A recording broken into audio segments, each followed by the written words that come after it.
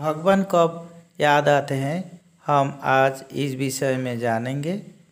धर्मात्मा को हर समय पर भगवान याद आते हैं। पापी को मृत्यु के समय पर, चोर के पकड़ जाने पर भगवान को याद आते हैं। गरीब को भूख लगने पर और धनी को बीमार हो जाने पर, लेकिन कंजूस के पैसे खो जाने पर भगवान को याद आते हैं।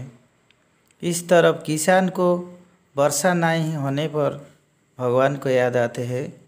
मुसाफिर को ट्रेन छूट जाने पर भगवान को याद आते हैं। व्यापारी के नुकसान हो जाने पर भगवान याद आते हैं। विद्यार्थी के परीक्षा फल के समय भगवान को याद आते हैं।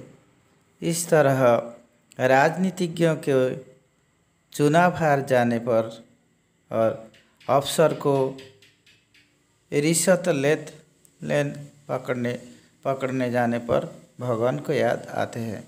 तो आज हम जान लिया कि भगवान हमें कब याद आते हैं। धन्यवाद।